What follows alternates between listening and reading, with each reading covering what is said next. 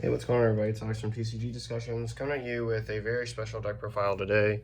Whoops, my SCR is just chilling out there. Should have looked at that before I started the video, but you know what SCR we're playing. Anyway, this is Green Brawly Hand Destruction and Startup Brawly, and I think this deck has serious competitive potential.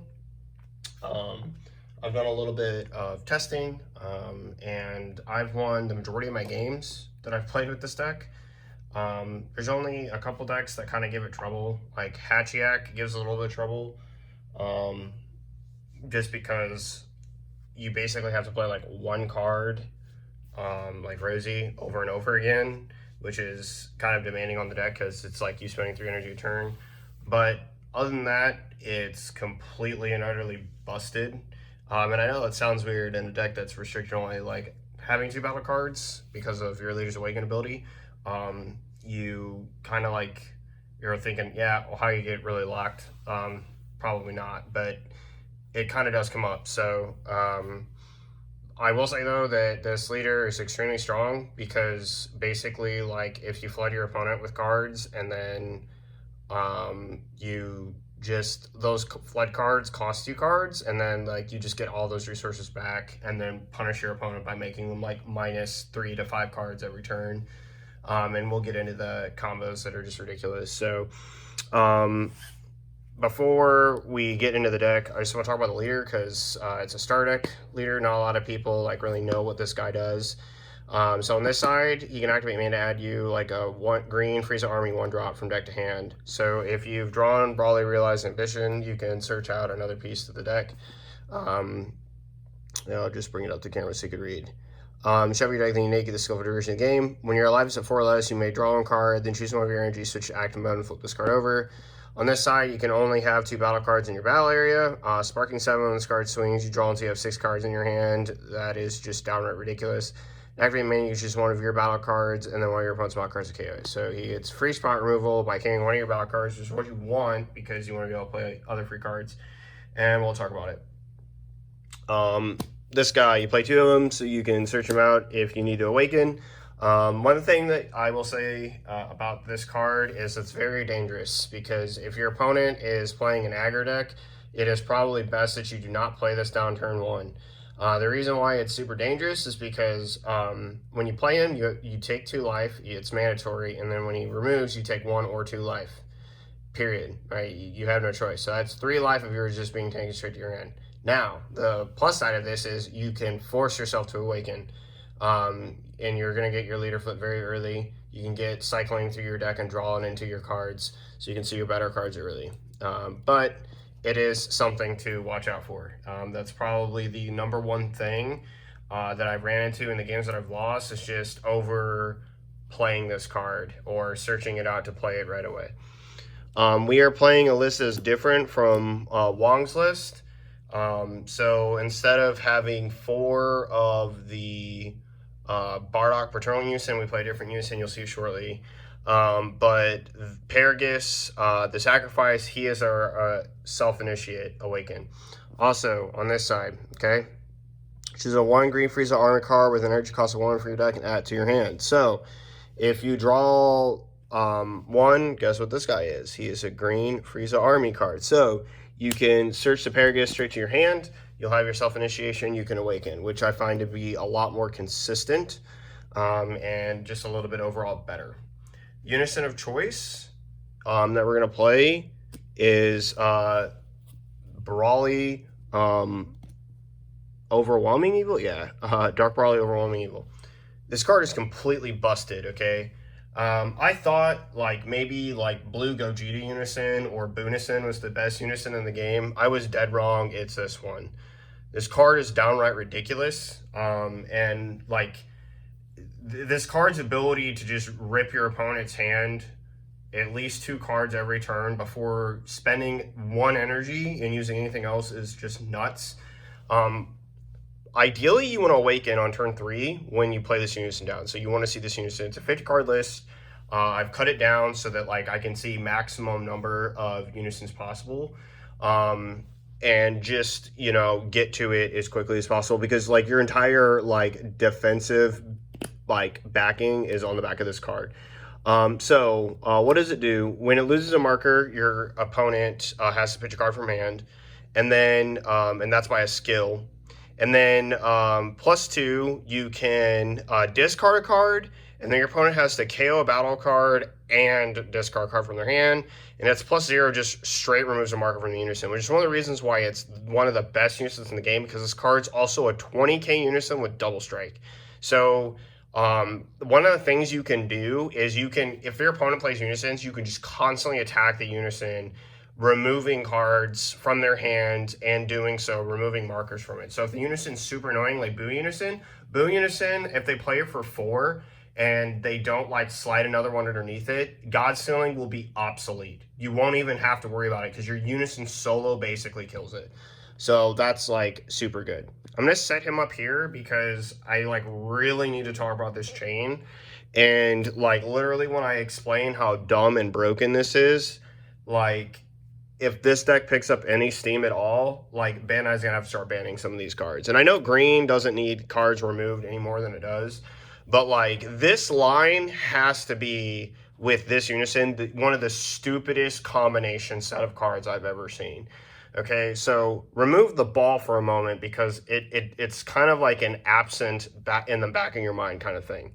So when you turn 3 play this card, and you get this card in your hand, and one of the reasons why this is so stupid is because of what your leader does, right? But you can pitch this to search a ball by removing a marker from your unison. So your unison goes with 3 markers, then it's gonna go down to 2. You're gonna search this ball to your hand, okay? It's gonna force your opponent to KO a battle card, which will auto free play this, and then you will swing critical, right? If they negate or they, that's a card out of their hand, and they've already pitched one and lost a battle card. And also your leader can self-initiate a KO with another card on the board or something like that. So anyway, they swing, they negate or combo, right? And this is depending on what you combo as well, right? Because you can make this card bigger and make it cost more for them to combo out of it. So like if you like comboed like a Rebrand or something, it might cost them a super combo or 2 cards, or like 2 5Ks. So then that's another card down, and then the ball will evolve into this guy by sending it to the drop. And one of the things that's like super huge about this play is that like you're feeling a drop for your Sparking 7. So again, you've pitched one of these, and then now you've sent 2 to the drop, okay? And from your hand, the totality of like cards lost is 2. So think of it like this way, like you're like 2 to your leader effect. And then you can play the Dark Infestation. Dark Infestation is a double striker. It's not critical, so it's not going to cost them something. But like if they have a unison and you want to swing at the unison, like this card's like a partial unison killer. And then you can activate main to send it to choose a card in your opponent's hand. Then like you choose the card, then they lose it.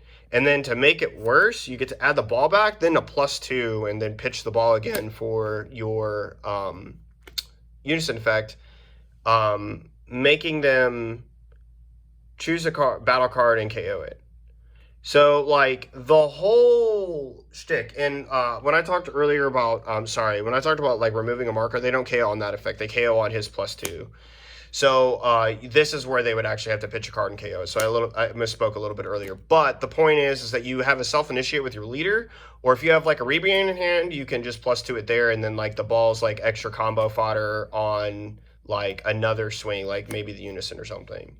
But the reason why like I need like to show you how stupid this is, this entire play, I'm gonna slide these cards over here. So this entire play, like, good Lord, I'm a mess. This entire play is costing literally no energy to do other than the 3 that you've already spent for your unison. And they've lost 2 from this, 3 from this, another card if it costs them to negate or something on the critical, and then whatever else on this swing if you swung at something and it cost them something. So they literally lost like 3 to 4 cards on 0 energy, and I can't express how broken that is. Like, this whole chain should not exist. Like, Bandai, if you want hand destruction to like not be a thing, you should really do something about this. And this is a little bit stronger than Wong's list, and I'll talk a little bit why I find that to be the case. Number one, in terms of like finishing power and double strikes, this Unison being a 20k double strike, and then your SCR, your Rosies, your so on and so forth, they can get you there. The other thing is that like your leader drawing 6, that whole play is going to cost you 3 cards in hand, which means they're going to auto filter 3, and then the whole totality of the play costs you 4 cards. So you're already 4 of 7 in there, despite whatever you've played, like off your other negates and other stuff. I'm gonna leave this Unison here because he like literally deserves to be our next leader, but like it's completely busted. And like just in testing, that whole line activating one time just completely cripples your opponent. So like, let's say that you tap out, awaken, have an energy open, use it for dormant because you maybe you just want to pay the energy or whatnot, right? And then and dormant's in the deck obviously, so you'll see that a little bit later. But the point is that like if you negate and then like let's say you survive and you combo with like your super combos or whatever, and like you just protect your life, you next turn without spending 1 card, right? Let's say you have 2 rebrands and you go through that whole cycle, your opponent could lose like 7 to 8 cards. I'm like not joking. Like it's just busted. Like if you, and then the worst part is you're gonna swing into something, combo your whole hand, draw 6, and then have all that defense again. It's just so stinking stupid. It's really, really strong, guys. I can't express that enough. 3 Rosie, it's a deflect, so it's really good against blue. Gains triple attack, your opponent pitches 2 cards. Like, I don't know what to say. For 3, I'll take it. It's definitely helpful finisher in the deck. 4 of the absolute stupidity. This card being a free minus to your opponent's hand is also really broken. Like, let's like you know that freeze attack I talked about earlier?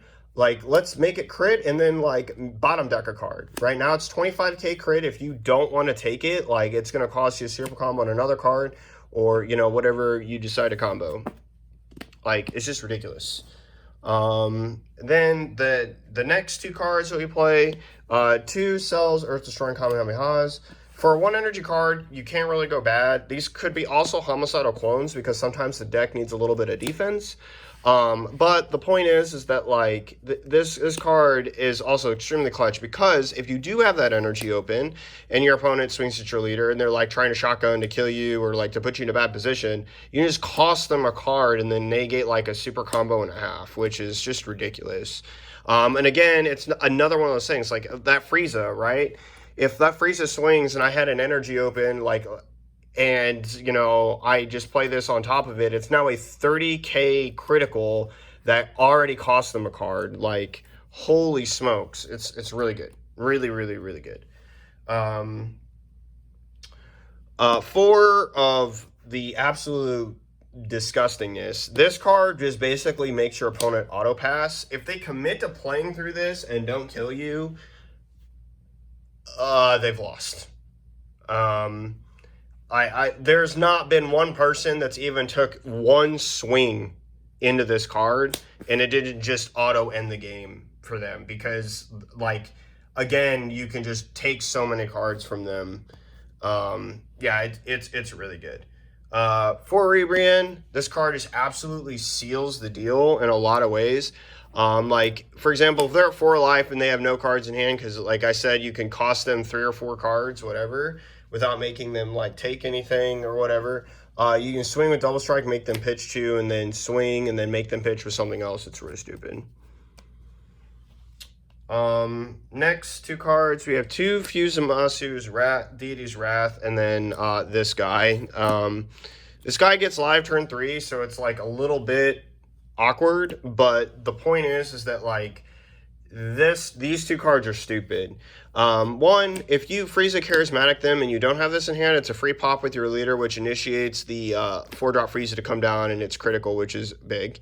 The other thing is that if it gets a chance for this to evolve up on top of it, your opponent's guaranteed to lose 3 to 4 cards every single turn with the whole combo that I talked about with this. And before you say like, oh yeah, well you have to draw it. Yeah, well that's the problem. The leader draws 6 like every single turn basically. I've had so many games where like my hands, I've just comboed my whole hand and then like, boom, fresh up to 6. And like, again, I just need to like put something else into perspective. Like you play against Soul Striker, right? Soul Striker, you do not care to like attack their leader, right? You just don't care. It doesn't matter. As soon as they play a Unison down, the only thing you're doing is playing Unison control and board control for the rest of the game. And you do that pretty easily in a lot of ways. So when they get the Unison on board, like, it doesn't matter what it is. Gogeta Unison can't do anything about this. Your Unison is better than their Unisons. And then when they go to swing into your Unison, you just dormant them or negate with Boo, and the game is just really bad for them because, like, they're going to just sit there and, like, they basically have to God Sealing you. And if they don't God Sealing the Boo, or it doesn't matter because you can do it again or something else, they're just really going downhill. This Unison also being a +2 just out-tempos other Unisons greatly. Like Boonison, for example. By the time Boonison is played, technically, yeah, you could play into your turn 4, swing at my Unison for double strike, but this thing might have 5 to 6 to 7 markers on it. Like, I could easily see a scenario. Like, if you go first, you go 3, my +2 to 5, 3 into my turn, going, I'm at 7. And then, like, now it's just like that Boo Unison's once a swing doesn't even really matter. And then when I dormant you, you're just basically going to swing at the Unison, swing at your leader. That's 7 to 4. It's going to go back up to 6, and or it's going to, you know, stay at 4, and then I'm going to slide another Unison under it, put it at 5, +0 it to, like, remove your marker from your Unison, swing at it, and then just start playing a bunch of other cards. But Fuse the Monster's Deity's Wrath being able to be played on top of Charismatic also makes, like, the Unison pressure extremely free. So, like, your deck struggles against, like, big attacks that do a lot to you. That's one of the reasons why Hatchak's really good, because the SS4 thwarting, being able to rip, like, your whole board, which is the only 2 battle cards you ever really have, and then 2 cards from your hand, except for this guy, which is really, really strong in that matchup for that reason, because, like, this guy's not going to go anywhere. But, you know, again, just being able to, like, take your Rosies away, your free pressure away, and then say that, like, you have to play under these certain number of attacks, it feels bad. But at the end of the day, like, if your opponent, again, is playing a Unison, these 2 cards alone will -4 the Unison, and there's just really nothing they can do about it besides, like, negate the attack. So, again, which is costing them cards from their hand. And if you're negating my attacks, I'm just going to go the hand destruction route instead of trying to remove your Unison and then, like, take more cards from you. 4, Dormant Potential Unleashed. This card is, like, really fantastic for the deck because, honestly, like, early, you get this card. It's free pitch. You start setting up your drop area. And that's, like, the other thing that I need to talk about this. You being able to play, like, Boonison and this, and it just, like, not really matter is, like, super duper strong.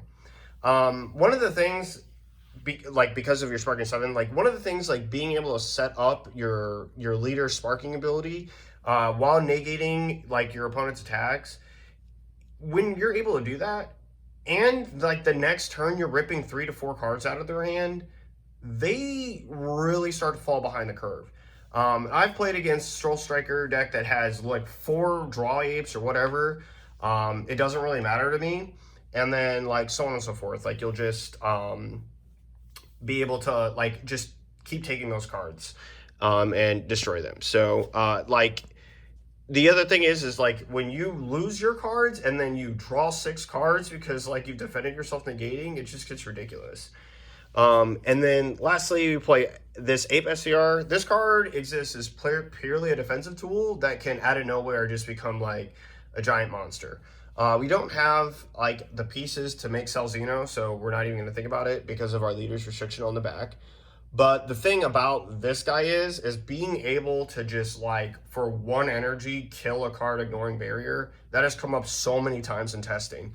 Like, it's really, really strong, like, against cards that have barrier that, like, you just want to get rid of that are just super annoying. It's super good against, like, decks that think, oh, well, you can't kill me at 3 and I'm going to tap out, and then you're at 5 energy and you just slam the Windmill, slam the Ape down because they don't have, like, anything to stop you, and then you just kill them. especially when they have no cards in hand. Like if you can, for example, I said that one play that costed 3 to 4 cards, like I can take 2 cards from you guaranteed. You have 2 cards in hand, gone. Like almost gone, guaranteed while this thing's on the board. So that means like at 5 energy, right? And if I get the whole line going, I can take 3 to 4 cards from you and then slam this guy down. So like it's really good. It's really good. So that pretty much does it for the main deck. I'm actually going to show you guys the side deck really quick.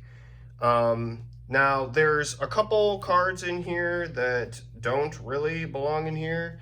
So it's going to be, I think, a 13-card side.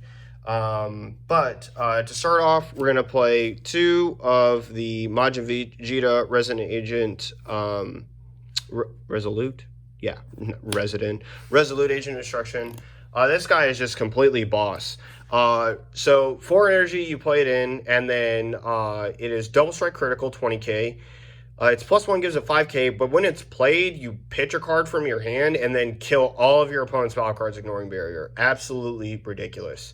Then it's -5 ability. If your leader is an evil wizard, or I believe all of your energy is mono green, you can choose 3 cards in your opponent's hand and discard them. And choosing you being able to choose cards in your hands your opponent's hand matters. I have just ripped random SCRs out of my opponent's hand. It's really, really dumb. But this card's in here for a number of reasons. One, if we know that our opponent's going to flood us with a bunch of cards like AOD or something, we want to be able to stop those attacks or like make it as hard for them as possible.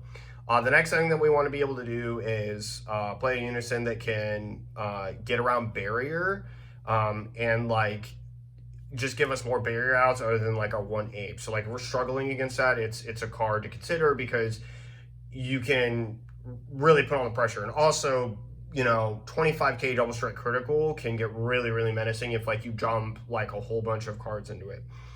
So then next 2, we're going to play 2 Big More.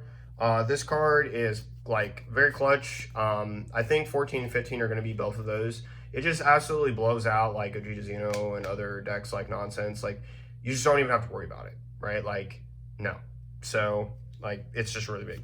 It gets you that late game, and then like when you get to late game, it like your opponent's just like kind of sad. Zarbon Cosmic Elite. Play 1 of it just because in case we need more defense.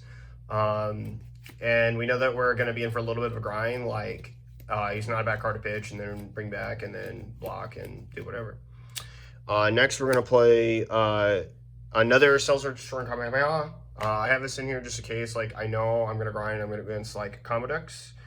Then we play 3 Shocking Death Ball. This purely exists to 1, give us a little bit more defense, but 2, like KO pesky cards that like we just don't want to see. Cards that like I mean I don't know, like you know what Shocking Death Ball does.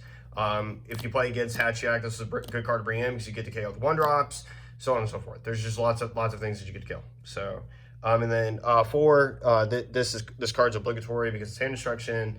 We're going to need to bring this in probably at some point against, you know, that Dabura Ritual at hand. And if this card sticks on the board, more power to you because you're just going to run through your opponent and do a whole bunch of nonsense and plays. And last 2 cards should probably be the 2 Big Amores. So 2 more Big and More. But that is pretty much it for the deck profile, guys. Let me know what you think about it down in the comment section down below. I have thoroughly, and I mean thoroughly, enjoyed playing this deck. It's kind of like a chess game where you get to like set everything up. But like unlike other hand destruction decks, when like you wonder like where's the fuel gonna come from for the fire, the fuel's gonna come regardless, or you'll deck out. Like it's like you either see all the cards that you needed to do what you needed to do, or you're gonna, you know, fizzle out and lose. In terms of you like, you know, losing to like a mill deck or something like that, you have so much removal, so much hand destruction, so much discard stuff, like they can't really do very much. The only deck that I've semi-struggled against in aggro testing is against Black Bibbidi Leader, because at the end of that leader's turn, they draw 5 cards if they have no hand. So, like, that's kind of, it's like basically doing what you do every turn, except for it's a card less, and those resources get replenished. And the chain is hyper aggressive. So like the first 2 games, I won pretty easily, and then we played a 3rd game in tournament, and the chain just went bonkers and kind of out aggroed me. So other than that, not a whole lot of losing. I think I've taken 4 games off of Soul Striker, 4 to 5, so that's the only other loss. And I've dominated every other deck that I've played. Straight dominated. So let me know what you guys think about this down below. I hope you guys enjoy it. And I will see you guys next time with some more decks coming. I got that collection, so I'm super excited to bring you a few of the decks that I've been looking forward to playing. So this is Absolute TCG Discussion signing off. See you guys later.